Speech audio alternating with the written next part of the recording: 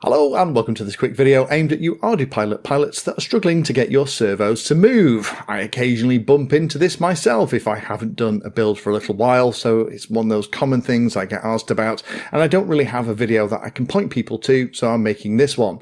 Now I'm actually doing a whole series at the moment, Ardu Plane Build 2025. I'm going to stick this in there with the other videos because I go through and show every single step that you go through to make a successful Ardu plane build. But it's amazing how many new pilots go through the process, get to the end and find that their servos don't move. And I thought it'd be a good way for me to very quickly answer all those, because there's only really 3 things that I see that are common gotchas that people bump into. So the first one is that the pre-arming switch has not been disabled.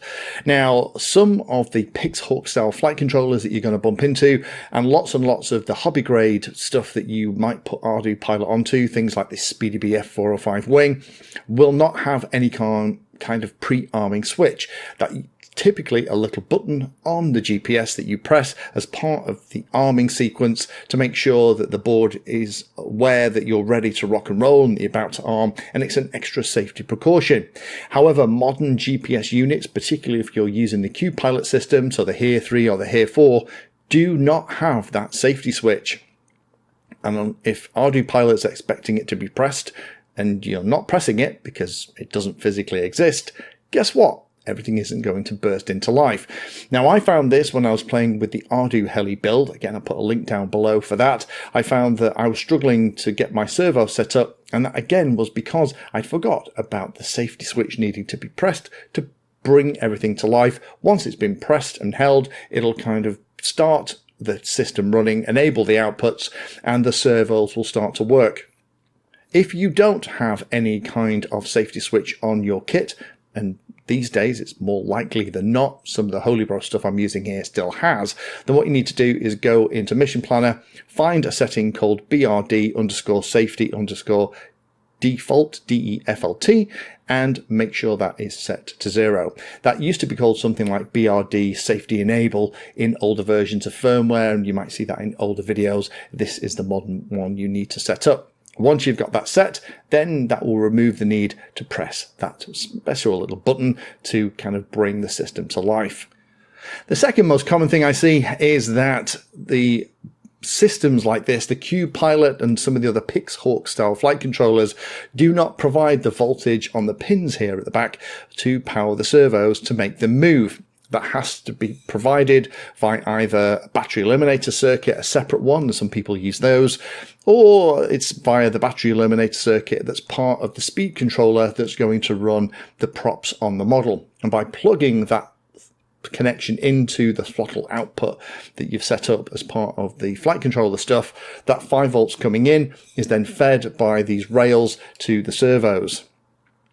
If you have an ESC which doesn't include a battery eliminator circuit, you're going to have to add one and just plug it into one of the spare sockets, because all of these ground and 5 volt pins here on the back of this thing are connected together. Do make sure that you are plugging everything in the right way. There is a little symbol here on the side that shows you which is signal, which is ground, and which is the 5 volt pin, which is normally going to be the middle. The third most common one I see is something that occasionally I bump into as well. On the outputs of something like this Q-Pilot board and lots of other Pixhawk style flight controllers, you'll see that there's 2 lots of outputs. There's main out and there's auxiliary out. The main outs are the ones that tends to be configured first when you're messing around in things like Mission Planner. So output 1, main 1 is going to be the first in the list, main 2 is going to be the second, etc., etc. It's very easy to plug things into the wrong place on something like this, and it's also very easy, if you're not being careful, to miss the orientation that's here on the side, so that the signal pin in this particular setup is at the bottom. Some other systems, they have it at the top. Triple check that you're putting it in the right way round. And hopefully one of those things is going to be the things that is catching you out, or maybe even a couple of them. Make sure that the safety switch is being used or disabled.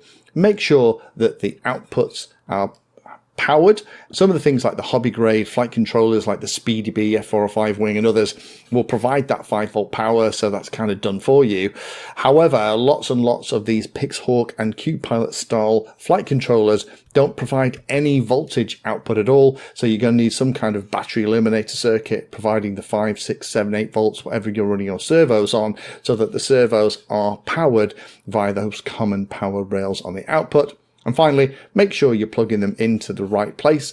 Remember, some of them are a little bit more complicated than others, and you're installing them the right way around, so you haven't installed them upside down, so your signal pin is connected to the ground pin. And hopefully that's got you sorted. Thank you for watching my video. Check out the playlist, and adding Painless 360 to your search terms will help you find my content. If you haven't done so already, please hit the like and subscribe button. It helps a lot. You can support the time I spend here answering questions and helping others by using the links in the video description.